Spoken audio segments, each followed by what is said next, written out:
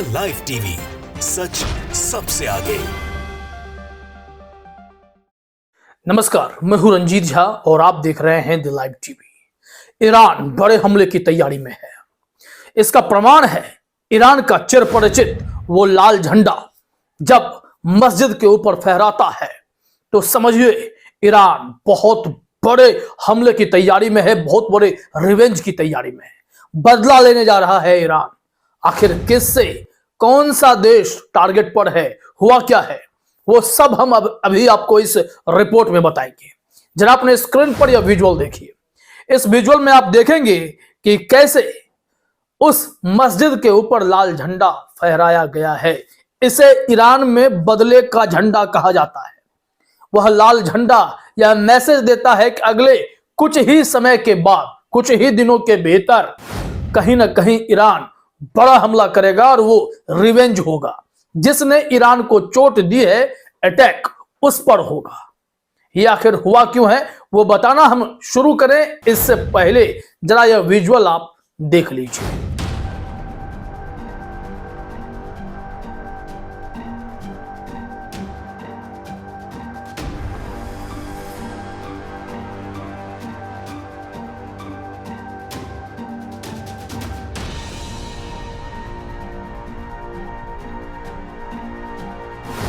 तो देख लिया आपने। इसमें आप देख रहे होंगे कि जो झंडा फहराया गया है उसके अलावा नीचे कई लोग जमा भी हैं और वहां पर यह दृश्य यह बता रहा है कि ईरान के बड़े योद्धा कासिम सुलेमानी की चौथी बरसी मनाई जा रही थी और इस दौरान एक बार फिर से बड़ा हमला हुआ है। 100 से अधिक लोग मारे गए हैं। रिपोर्ट हम अभी आपको दिखाते हैं। पहले यह ट्वीट देख लीजिए। इस वीडियो को शेयर करते हुए क्या जानकारी दी गई है। Iran hosted retaliatory red flag on the dome of the Jamkaran mosque. ये आरटी उर्दू ने ट्वीट किया है कि ईरान ने एक बदले वाला लाल झंडा जमकरन मस्जिद के ऊपर फहराया है।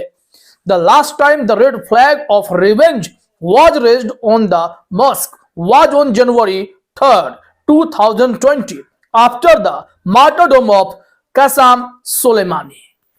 ये कहने का मतलब यह है कि जब लास्ट टाइम ईरान ने यह लाल झंडा मस्जिद पर फहराया था तो उस वक्त कासिम सुलेमानी की हत्या की गई थी, उन्हें मार दिया गया था और इसके लिए अमेरिका और इजराइल को ईरान ने जिम्मेदार माना था। फिर उसी बदले के लिए ईरान ने लाल झंडा मस्जिद पर तब भी फहराया था 2020 में भी और बदला भी लिया था। और उस वक्त भी ईरान ने यह ठान रखा था कि इजराइल और अमेरिका को सबक सिखाएंगे। अगले पॉइंट में यह लिखा गया है, it was removed after the Iranians launched a ballistic missile attack on the US base in Ain al-Assad in Iraq in retaliation for Soleimani's killing। यहां बताया जा रहा है कि वह झंडा तभी वहां से उतारा गया, हटाया गया था जब ईरान ने एक बैलिस्टिक मिसाइल लॉन्च किया था, अटैक किया था यूएस के बेस कैंप पर इराक में। और यह बदला था कासिम सुलेमानी की हत्या का। हालांकि इस बीच चौंकाने वाली रिपोर्ट यह सामने आई है कि इस वक्त कासिम सुलेमानी की चौथी बरसी पर इस्लामिक स्टेट ने यह कबूला है कि उसने अभी ईरान पर हमला किया है और सैकड़ों लोगों को मौत के घाट उतार दिया है। यह रिपोर्ट सामने आई है, बीबीसी पर रिपोर्ट है। अभी हम दिखाते हैं आपको, जरा देखिए अपने स्क्रीन पर क्या इंफॉर्मेशन है, क्या हो रहा है वहां। यहां हेडलाइन में लिखा गया है, ईरान कासिम सुलेमानी की मजार के पास विस्फोट, 103 की मौत और कई घायल। ये चौथी बरसी मना रहे थे। 3 जनवरी को ही यह बरसी मनाई जाती है। दुखद पल होता है, लोग याद करते हैं क्योंकि ईरान में कासिम सुलेमानी को हीरो माना जाता रहा है। जब वो शहीद हुए तो फिर उनके याद में बरसी हर साल मनाई जाती रही, लेकिन इस बार फिर से नापाक हरकतों को अंजाम दिया गया है। लिहाजा ईरान काफी गुस्से में है, आग बबूला है। देखिए बहुत बड़ा हमला हो सकता है। लाल झंडा फिर से वहां फहरा रहा है। ईरान बदला मांग रहा है। रिपोर्ट में लिखा हुआ है, 3 जनवरी की खबर है। ईरान के रिवॉल्यूशनरी गार्ड्स के जनरल रहे कासिम सुलेमानी की हत्या की चौथी बरसी पर हो रहे समारोह में धमाके हुए हैं। सरकारी मीडिया के मुताबिक इस समारोह में 2 भयानक विस्फोट की आवाजें सुनी गई। ईरान में आपातकालीन सेवाओं की देखरेख करने वाले संगठन ने बताया है कि इन धमाकों में मरने वालों की संख्या बढ़कर 103 हो गई है। इन धमाकों में बड़ी संख्या में लोग घायल भी हुए हैं। करमन रेड क्रिसेंट सोसाइटी के प्रबंध निदेशक के मुताबिक घटना स्थल से अब तक 50 घायल लोगों को स्थानांतरित किया गया है। अब बताइए कि स्थिति वहां पर कितनी गंभीर है। जो जनसंपर्क विभाग है रेड क्रिसेंट, उनका कहना है कि बचाव कर्मी दूसरे विस्फोट में मारे गए जो इनके बचाव में गए थे। ये इंफॉर्मेशन देखिए, लिखा हुआ है रेड क्रिसेंट के जनसंपर्क विभाग का कहना है कि घायलों की मदद के लिए भेजे गए 3 बचाव कर्मी दूसरे विस्फोट में मारे गए। घायलों में कुछ की हालत गंभीर बताई जा रही है। करमन के डिप्टी गवर्नर ने कहा यह घटना एक आतंकवादी हमला है। और जब जनरल सुलेमानी की हत्या हुई थी तो इजराइल और अमेरिका को ही जिम्मेदार ईरान ने माना था। इस वजह से अमेरिका को टारगेट किया था। क्या इस बार भी वही लोग इसके पीछे हैं? अब जो यह बवाल मचा है उस पर क्या कहा जाएगा, क्योंकि ईरान ने पूरी तैयारी कर ली है, लाल झंडा फहराया है, मतलब हमला तो करेगा। टारगेट पर क्या इस्लामिक स्टेट ISIS आएगा या फिर अमेरिका या इजराइल आएगा?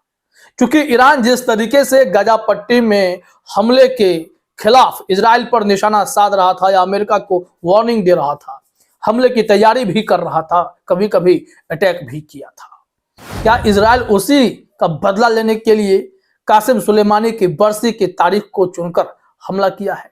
हालांकि जो BBC पर रिपोर्ट है उसके मुताबिक आनन फानन में ISIS ने कहा है कि यह हमला हमने किया है। तो क्या ईरान अब ISIS पर अटैक करेगा? ये सबसे जरूरी और बड़ी खबर है, क्योंकि जब हमला हुआ है तो यह ईरान के लिए सबसे बड़ी बेचैनी वाली खबर है, दुखद खबर है कि दिन भी वही क्यों चुना गया जिस दिन कासिम सुलेमानी की बरसी है। इस संबंध में आइए आपको दिखाते हैं कि रिपोर्ट क्या कह रही है। BBC की एक और खबर हमारे पास है और इसमें बताया गया है कि यहां पर जो भी हुआ है उसके पीछे IS का हाथ है। ईरान ने धमाके के लिए इजराइल पर उठाई थी उंगली, अब IS ने ली जिम्मेदारी, जारी की आत्मघाती हमलावरों की तस्वीरें। यानी कि ये लोग अपने रंग में आ चुके हैं। खबर में देखिए लिखा हुआ है, ये फ्रैंक गार्डनर ने BBC डिफेंस ये रिपोर्टर है, उन्होंने ये रिपोर्ट दी है कि ईरान के रिवॉल्यूशनरी गार्ड्स के जनरल रहे कासिम सुलेमानी की हत्या की उनकी चौथी बरसी पर हो रहे समारोह में हुए बम धमाकों की जिम्मेदारी इस्लामिक स्टेट ने ली है। ईरान के दक्षिण में केरमान में हुए इस हमले में 84 लोगों की जान गई है, जबकि कई अन्य घायल हैं। हालांकि यह संख्या अब बढ़कर 100 से पार हो गई है। गुरुवार को ईरान के इमरजेंसी सेवा के प्रमुख ने धमाके में मरने वालों की संख्या बदलाव करते हुए 84 बताया था। इससे पहले धमाकों में मरने वालों की संख्या 95 बताई जा रही थी, लेकिन अब यह 100 से पार है।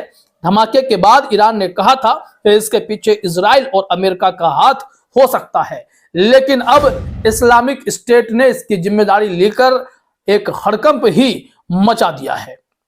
यहां लिखा हुआ है कि इस चरमपंथी समूह ने यानी इस्लामिक स्टेट ने अपनी न्यूज एजेंसी अमाक में 2 लोगों की तस्वीरें साझा की जिनके चेहरे ढके हुए थे।